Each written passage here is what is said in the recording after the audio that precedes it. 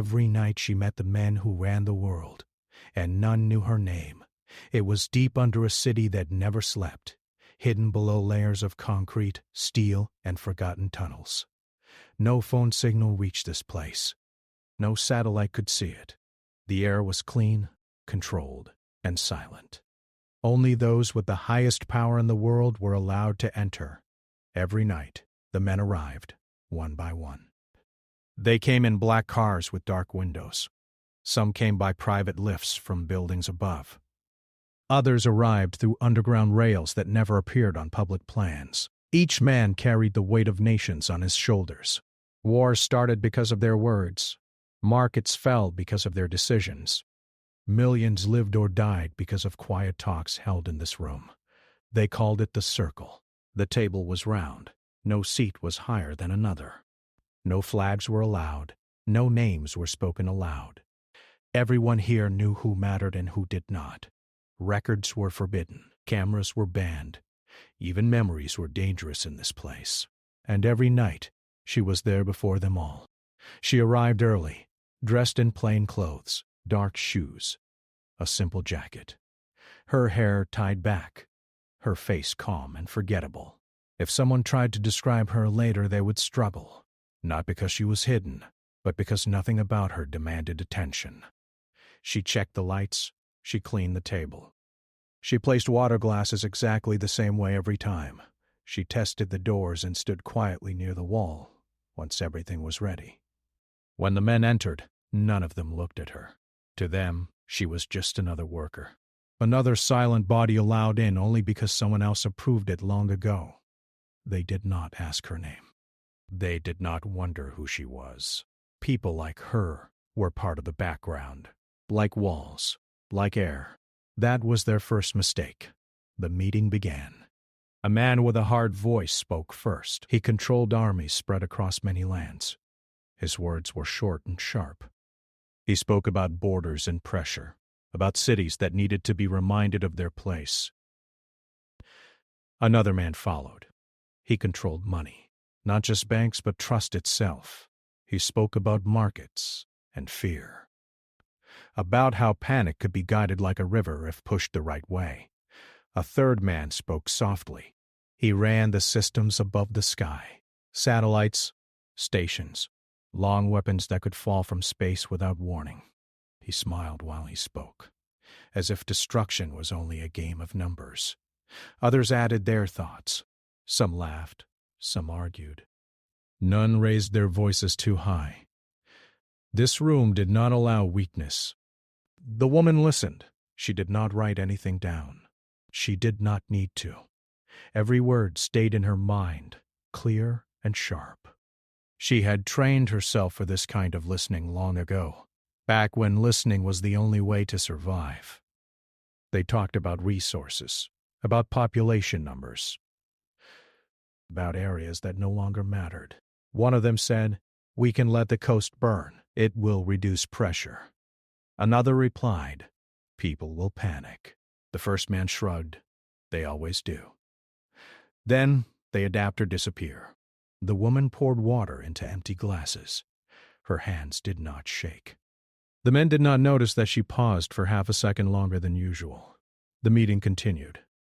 They spoke about a project that had been hidden for years, a system designed to correct the world when it became too crowded, too loud, too unstable. It was not a weapon in the normal sense. It was a chain reaction. A series of events that would look natural to everyone watching from the outside. Storms, failures, accidents.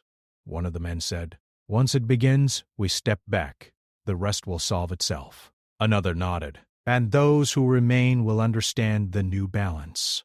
The woman felt something tighten in her chest. Not fear. Memory. She had seen this before. Not these men. Not this room, but the idea. The belief that humans could be sorted like numbers on a page.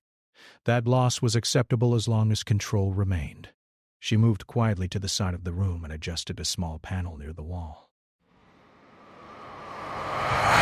To anyone else, it looked like nothing, just part of the lighting system. Inside, something shifted. Data passed through her hands without wires. Old systems spoke to her as if she had never left. She listened to more than voices now. She listened to machines. The men continued talking, unaware. They discussed timing, the best season for the first phase, which regions would be cut off from aid, which news channels would be guided away from the truth. One of them leaned back and smiled. By the time anyone understands what is happening, it will already be over. The woman looked at him then. He did not feel it. She wondered briefly if he would still smile when the night came. The meeting lasted hours. When it ended, the men stood and left without a word to her. Their shoes echoed down the long hallways. Doors closed behind them. The circle returned to silence. Only then did she move. She walked to the table and placed her hands on its smooth surface. For a moment she closed her eyes. Far above, the city moved on. Lights flashed. People laughed. Children slept. None of them knew how close the world was to changing forever. She opened her eyes and turned toward the exit, but she did not leave. Instead, she walked to a forgotten terminal in the corner of the room. It was old. Too old for the systems the men use now. That was why they ignored it. They thought it useless, disconnected. They were wrong. Her fingers moved quickly. Codes flowed like a language she never forgot. The screen flickered to life, soft and dim. She did not stop the project. Not yet. Stopping it too early would reveal her. Instead, she marked it. She placed delays where there should be none. She created small questions inside the system. Doubts. Tiny pauses that would grow larger with time. It was not sabotage. It was preparation. When she finished, she erased every trace of her access. The terminal went dark again. Silent. Invisible. She stepped back and looked at the room one last time. The circle believed it ruled the world. It did not understand that the world was already pushing back. She left quietly. The next night, she returned as always. Same clothes, same calm face, same invisible presence. The men arrived again, confident and relaxed. They began their meeting, but something was different. One of the systems took longer to load. A report did not arrive on time. A projection flickered and corrected itself. The men frowned. Minor issues, they thought. Nothing serious. The woman poured water and listened. Outside the room, far away from power and control, small things began to change.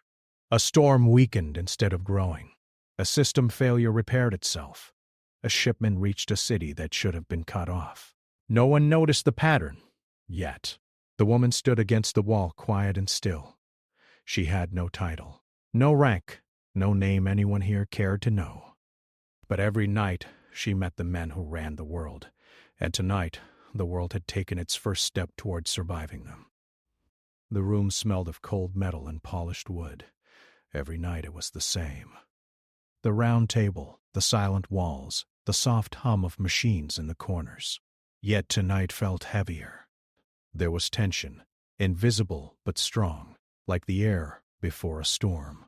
The men entered slowly, their faces unreadable. They carried the weight of the world without showing it.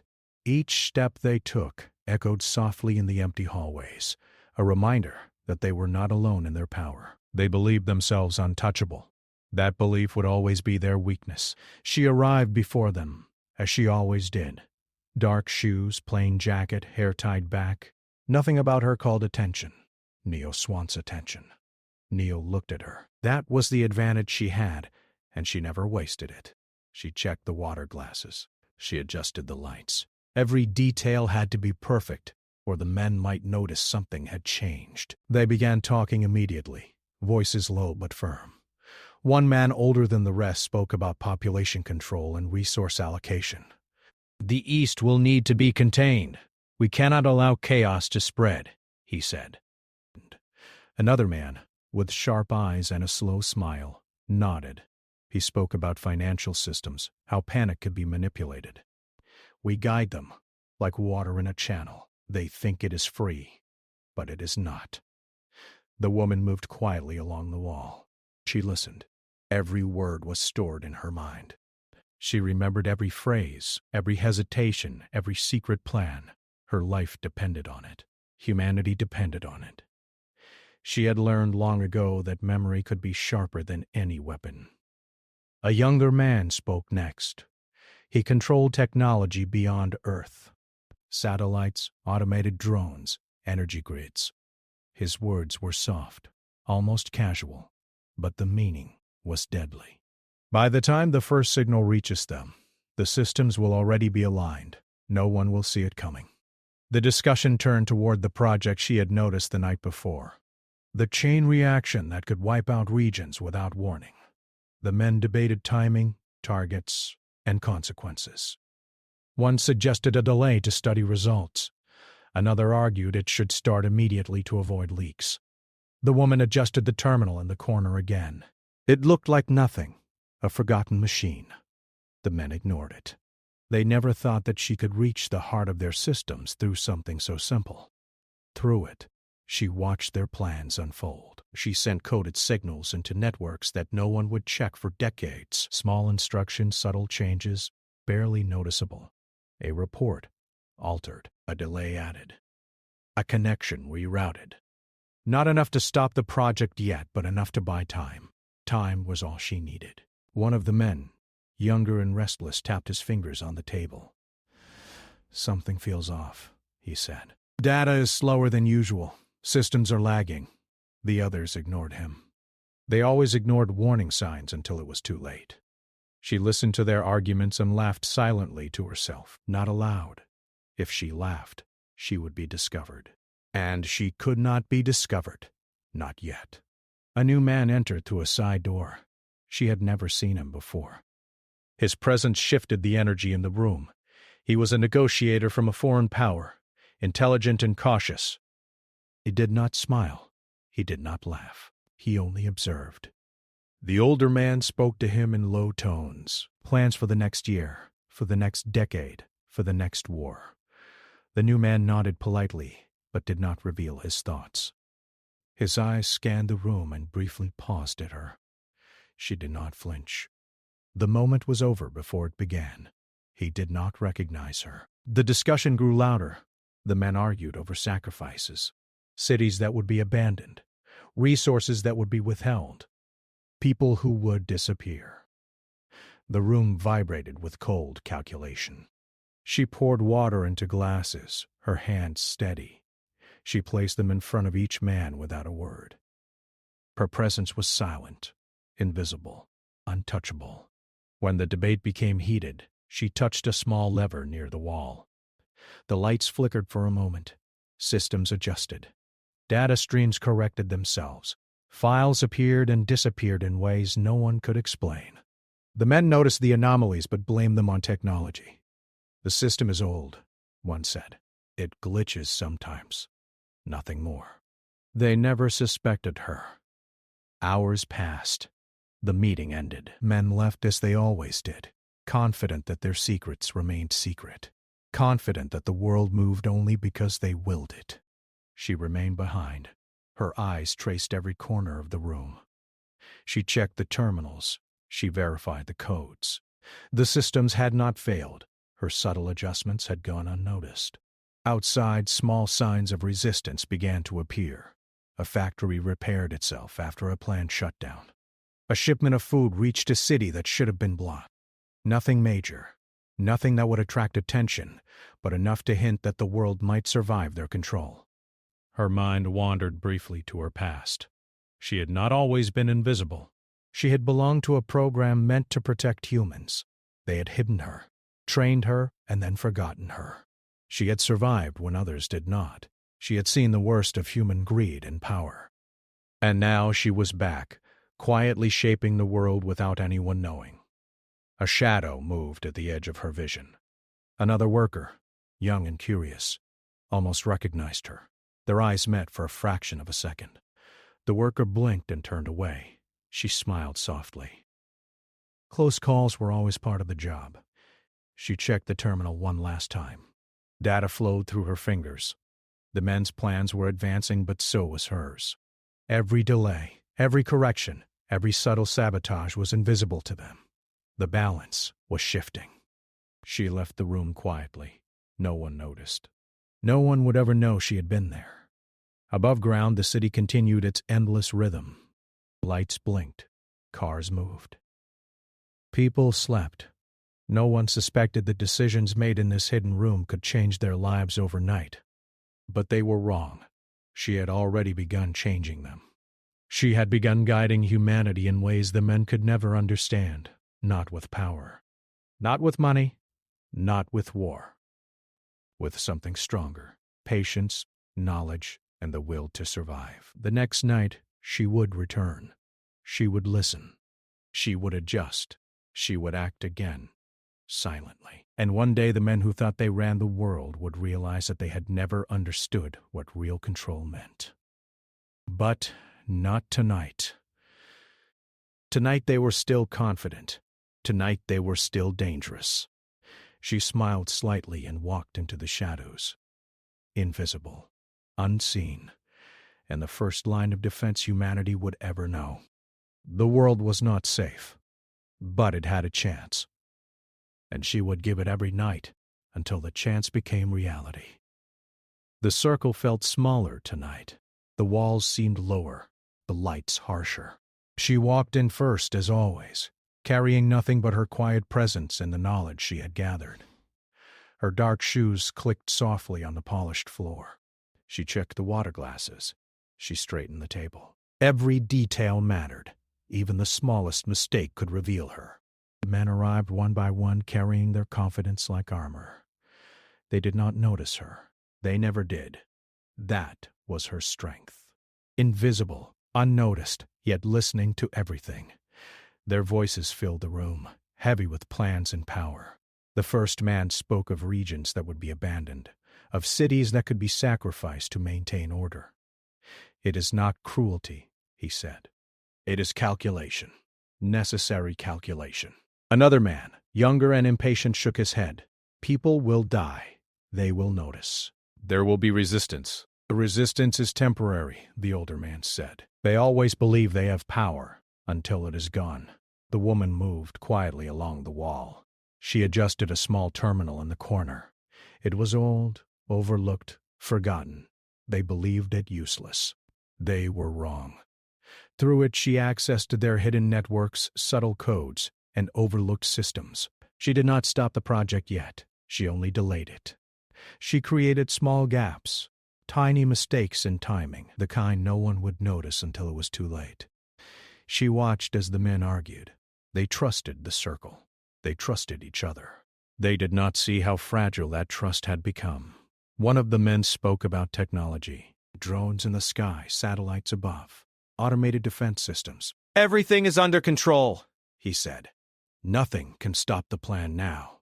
She smiled slightly. Nothing could stop her either.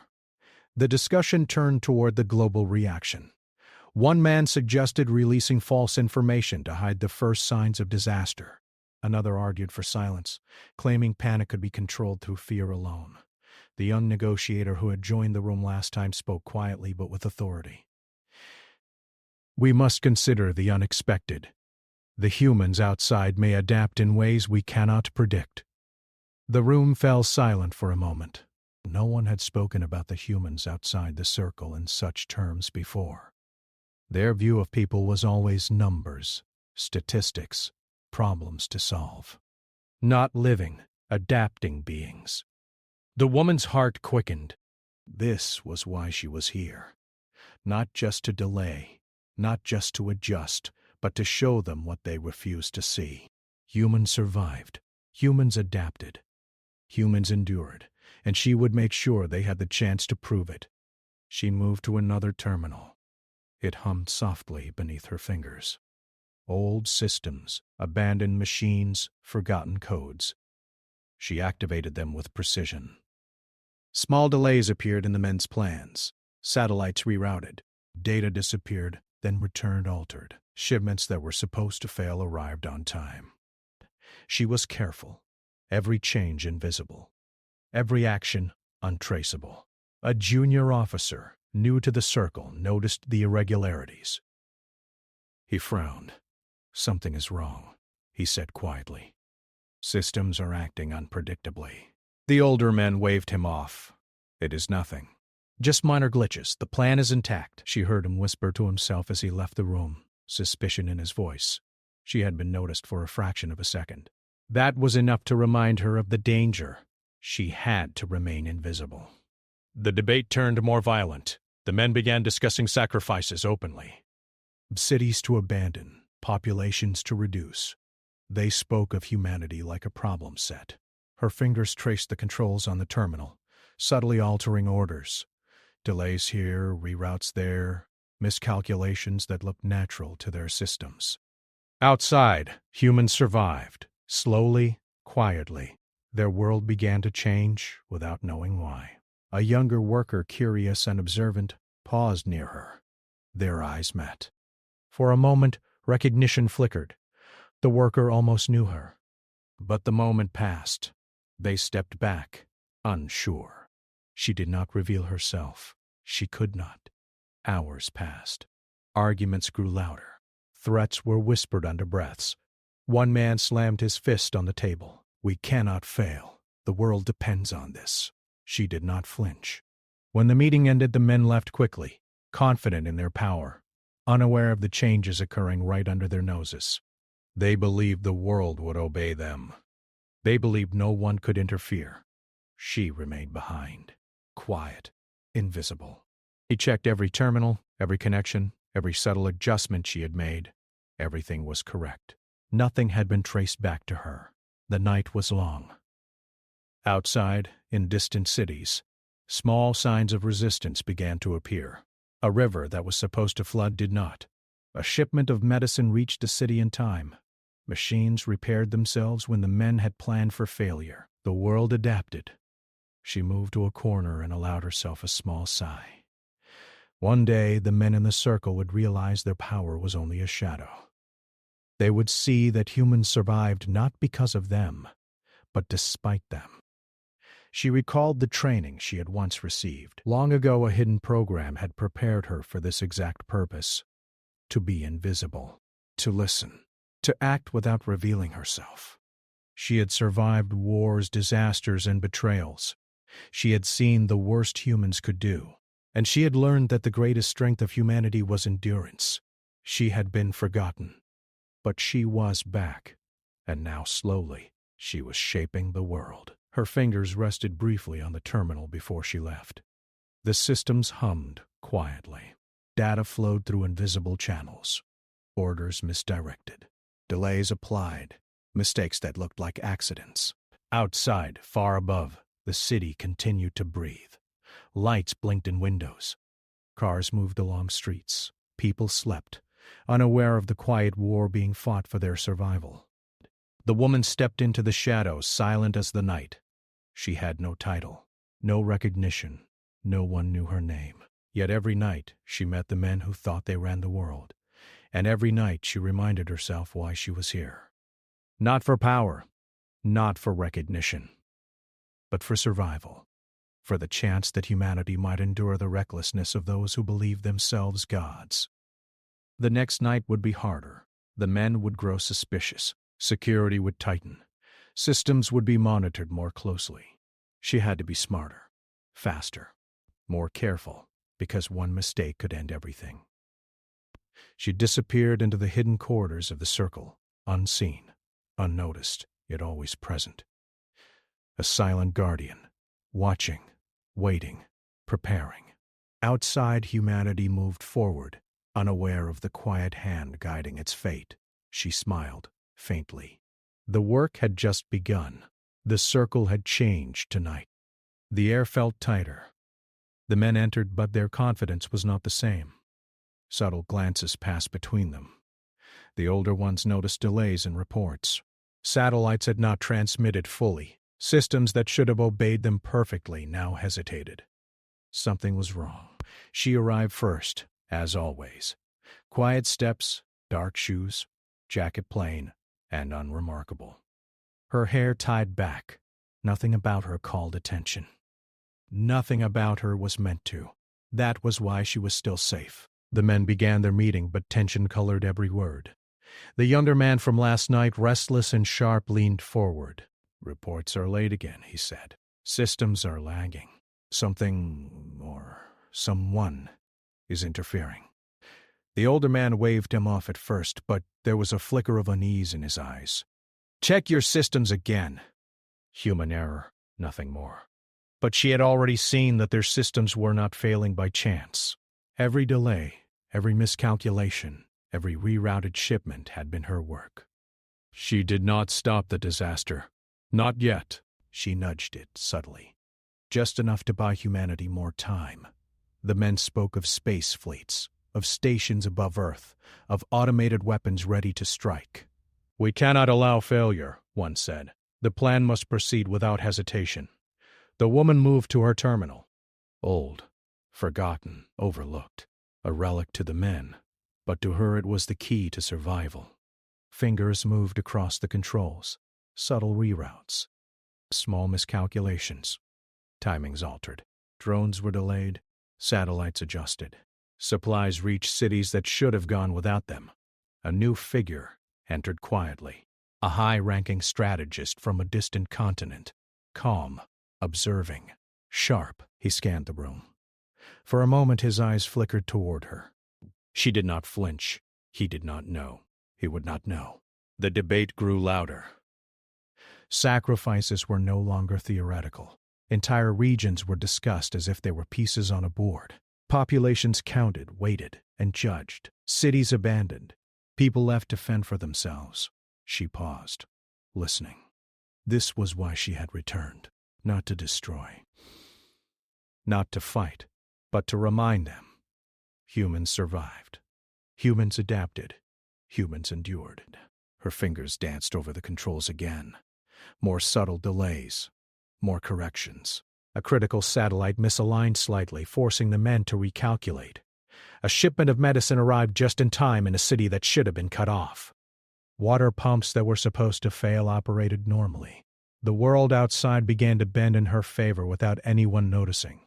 One of the men noticed a pattern. "Things are not proceeding as planned," he said, voice tight.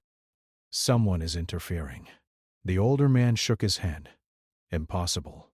Only we control this room. Only we control these systems." She smiled slightly. They were still blind to her presence. Still confident. Still thinking they were gods. Hours passed. The meeting grew more chaotic. The men tried to assign blame. They turned on each other, voices raised, accusations sharp. "You delayed the fleet," one shouted. "No, the other systems misaligned first." She adjusted a terminal, quiet as a shadow. Small errors were introduced, enough to make them doubt themselves, but never enough to reveal her. She created confusion without destruction, the seeds of chaos in their ranks. Outside, the world began to shift. People adapted faster than the men had calculated. Cities survived storms that should have devastated them. Supplies reached those in need. Machines repaired themselves. Humans endured. The younger man who had first noticed the anomalies began to suspect more. He watched, observed, asked questions. For a moment he almost saw her. But she remained just a shadow in the corner, unnoticed. The older man, finally realizing that something outside their control existed, slammed his fist on the table. "We cannot trust anything anymore," he shouted. "Everything is uncertain." She did not respond. She did not need to. She had no title, no name. No one knew her. And that was exactly how she wanted it. The strategist from the far continent leaned closer to a colleague. "Something is moving against us," he whispered, "and it is not human." The men did not understand yet. It was not a weapon. It was not a program. It was a human. One who refused to be invisible to herself, even if the world did not notice. Hours turned into night.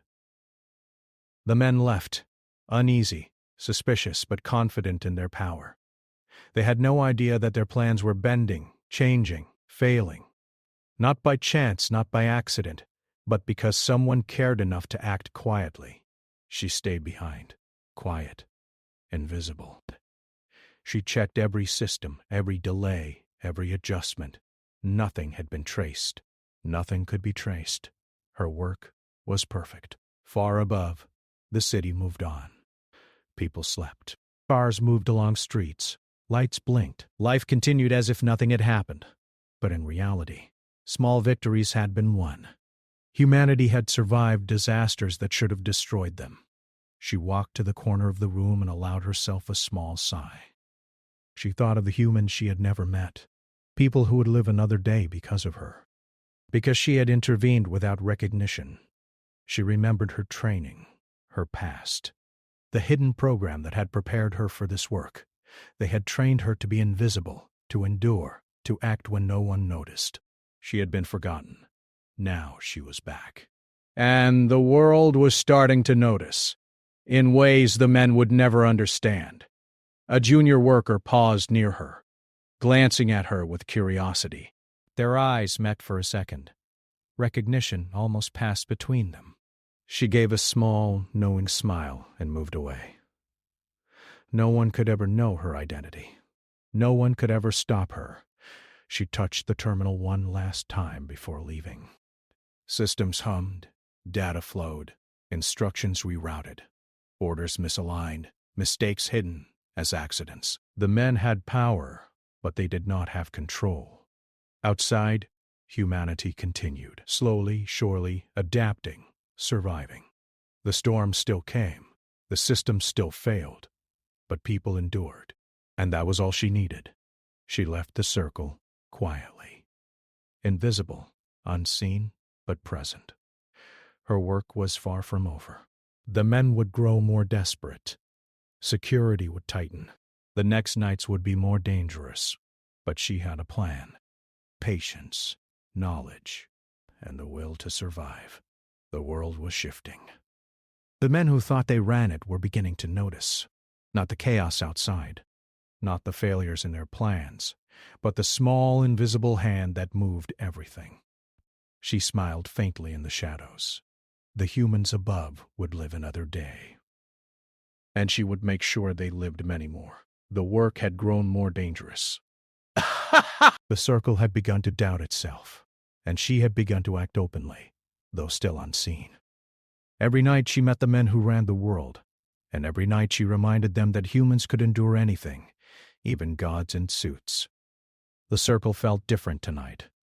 The men entered with unease in their steps. Their confidence was cracking, small fissures spreading like cracks in ice. Reports were late, systems misfired. Drones and satellites faltered. Their orders, once perfect and unbroken, were bending under invisible pressure. She arrived first, as always. Dark shoes, plain jacket, hair tied back, nothing to draw attention. Nothing to notice. That was why she was still safe. She checked the table, straightened glasses, adjusted the lights. Every detail mattered. Every detail could keep her hidden from eyes that were now growing suspicious. The older man spoke first. His voice was low, sharp, filled with the weight of frustration. "Delays are unacceptable. Systems are failing. Someone is interfering." The younger man, restless and alert, leaned forward. "It is not human error. There is interference. We are being watched, or worse, opposed." A strategist from a distant continent spoke softly. "If someone is acting against us from inside, we must find them. Control must be absolute." Her fingers moved quietly on the old terminal in the corner, a relic, forgotten, invisible. But it was her weapon, her tool, her way to change the world without revealing herself. Subtle adjustments, small delays, minor errors introduced in critical moments.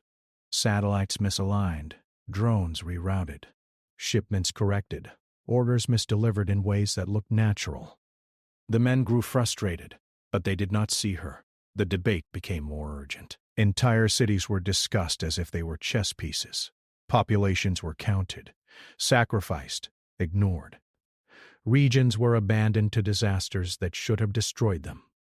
Humanity had become a number to them. She smiled faintly. They could not see the world the way she did. They could not understand that humans survive through endurance, adaptation, and hope. She had already begun to shift the balance. Slowly, quietly, the world outside the circle was pushing back. The younger man, desperate for answers, began inspecting the systems personally. He followed data streams, checked connections, asked questions. For a moment, he almost saw her. Almost understood that the interference was deliberate, but she remained invisible. Shadowed, silent. The discussion turned to space fleets, automated weapons in orbit. Stations ready to enforce control. They planned to abandon regions they considered failures, to let chaos take what they did not want to manage. Her fingers traced the terminals. Systems that should obey the men now hesitated, rerouted, failed in small ways that looked accidental. Supplies reached cities on time. Water pumps worked despite sabotage. Energy grids stabilized. Humanity endured. The older man slammed a fist on the table. "We cannot lose control!" This was supposed to be absolute. She did not flinch. Her work was precise, invisible, unstoppable. Hours passed. The men grew tense, suspicious of each other, their trust cracking. A system that was supposed to destroy entire districts failed. A satellite failed to follow orders, sending signals back that corrected themselves. Ships arrived at locations they were never meant to reach. People who should have suffered disaster survived. The younger man finally whispered to his colleague, voice tight. "It is not technology. Someone is moving against us. Someone inside." But who? No one suspected her. She was not a soldier, not a weapon, not a ruler. She was a shadow, a quiet force acting for the humans outside, for the world the men thought they controlled. She walked to the table and touched the terminal once more. The flow of data adjusted. Files disappeared, then reappeared, altered. Orders were subtly misdirected. The men grew frantic trying to trace the failures, but every line they followed led nowhere. Outside, humanity responded. People adapted faster than the men had planned. Cities survived storms and attacks. Systems repaired themselves when they should have collapsed. Communities found new ways to work together. The world refused to obey the Circle's commands. A junior worker paused near her again, almost recognizing her, almost understanding. Their eyes met. She gave a slight nod, a silent reassurance. Then she moved away. Recognition would have been dangerous. Trust could be fatal. The men argued into the night. Their plans were unraveling, their authority questioned. They had thought they controlled life and death. Now, unseen forces were bending their designs, saving lives, creating resistance. She stayed behind when they left, quiet, invisible. She verified every system she had altered. Nothing had been traced. Everything was secure. The men believed they were failing because of chance. They were wrong. Above, the city moved on. Lights blinked. Cars moved along streets. People slept. Nothing seemed different. Yet everywhere, small miracles unfolded. Water reached villages that should have gone without. Supplies arrived on time. Machines repaired themselves. Humanity endured despite the men who thought they ran it. She allowed herself a small smile. One day the men would understand that control is an illusion. But that day was not tonight. Tonight she had won more than just delays. She had protected life. She had given humanity time. The next night would be harder. Security would tighten. Systems would be monitored more closely. Questions would be asked. The men would grow desperate. But she was ready. Patience, knowledge, and quiet determination were stronger than their power. She left the circle, moving through hidden corridors, unseen, unnoticed, but always present. A silent guardian of humanity, shaping the world without recognition, without reward, without name. The men would continue to meet, continue to plan, continue to believe they were gods. And every night she would remind them that humans endured, that humans survived, that humans could adapt and resist even against those who believed themselves rulers. The world was no longer under the Circle's absolute control. It was beginning to fight back, and she was guiding it, silently, invisibly, unrelentingly. The night closed around her as she disappeared into the shadows. The humans above would live another day. And she would make sure they lived many more. The circle was no longer the same. The men who once carried the world on their shoulders entered with caution, suspicion, and unease. Reports were late. Systems faltered. Satellites hesitated. Orders misfired. The illusion of control had begun to crack. She arrived first, as always. Dark shoes, plain jacket, hair tied back. Invisible. Silent. Perfectly ordinary, yet quietly extraordinary. She moved through the room, straightening glasses, adjusting lights, preparing the space as if nothing had changed. The older man spoke first, voice tight. The delays are worsening. Systems are failing more often. Someone is interfering. The younger man, restless and sharp, leaned forward. It is not human error. It is deliberate. Someone is acting against us. The strategist from afar nodded slowly. We must find this force. Control must be absolute, or all fails. She did not flinch. She had been here before, and she would be here again. The circle thought they could trace failure to chance, to error, to randomness, but she had already won. Her fingers danced across the terminal in the corner. Old, forgotten, overlooked. Visible, perfect. Subtle reroutes, delays, miscalculations introduced where the men least expected. Drones diverted, satellites adjusted, supply shipments corrected. Orders that should have led to disaster instead created survival. Humanity endured. The debate became louder. Entire cities, entire regions, entire populations were discussed as chess pieces. Sacrifices calculated as if lives were numbers. They planned to abandon areas deemed failures, believing that the world outside could be ignored, controlled, or destroyed. Her hands hovered over the terminal, quiet and precise. Small failures became corrected. Minor miscalculations became life-saving events. Storms that should have devastated cities were weakened by automated systems she adjusted. Medicine and water reached regions the men planned to abandon. Humanity persisted. The younger man whispered to his colleague, "It is someone inside, someone invisible, someone who knows more than we do." They looked around the room. Security was high. Every corner was monitored, every system checked. Yet they did not see her. She was everywhere and nowhere. Shadowed, quiet, and untouchable. The older man slammed his fist on the table. "We cannot lose control. Absolute power is failing." She did not respond. She did not need to. Her work spoke louder than words. Humanity was still breathing, still surviving, still adapting. Hours passed, the men argued. Blame was thrown. Accusations were sharp. Orders became contradictory. The circle, which once seemed unshakable, now teetered under the weight of their own failure. She moved to another terminal. More subtle changes. The chain reaction they had planned to end lives faltered. Systems corrected themselves. Machines repaired. Ships arrived on time. Drones rerouted safely. Humanity endured, step by step, unnoticed by those who thought themselves rulers. Outside, cities rose from disasters that should have destroyed them. Villages survived. People worked together, shared resources, adapted. Humanity was not only surviving, it was fighting back. The junior worker who had almost recognized her paused again. Their eyes met.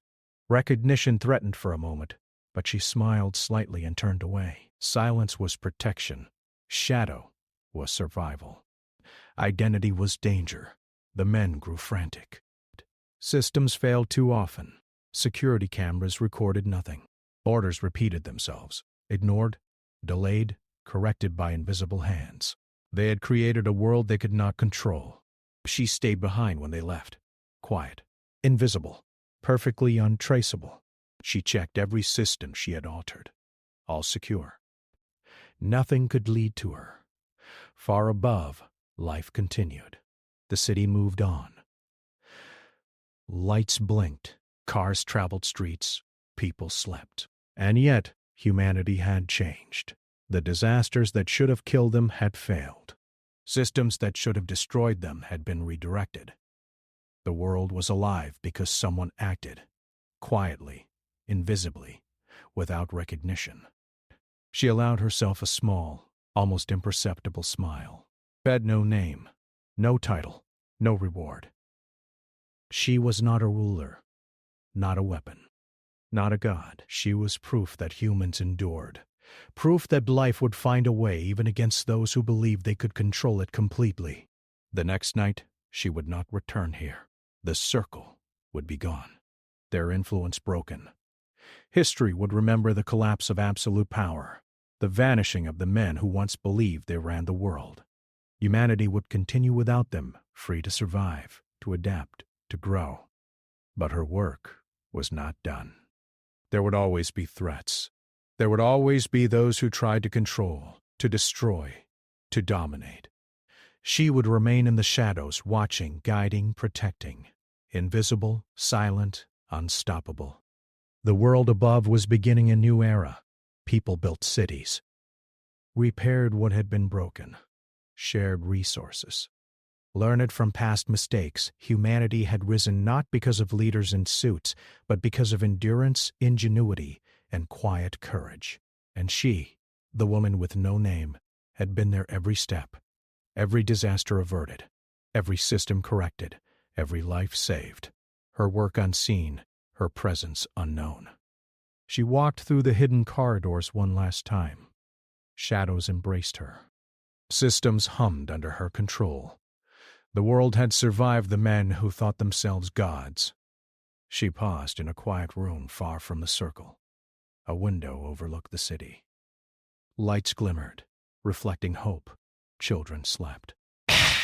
Adults prepared for another day. Life moved forward. Humanity endured. Her lips curved into a faint smile. She had done her work. The circle was no more. Humanity was free from their absolute power, and though no one would ever know her name, the world owed its survival to her presence, her patience, her quiet strength. She disappeared into the shadows, unseen and unremembered. Her job was never finished. But for now, the humans above would live. They had survived. And she had made sure of it. The night closed around her, invisible, unrecognized, and undefeated. Humanity had been given its chance, and she would continue to guard it, quietly, always, as she had every night. The circle had fallen. The world had endured. And somewhere, in the shadows, the woman with no name smiled faintly, knowing the future belonged to humans, and to those who quietly fought for them.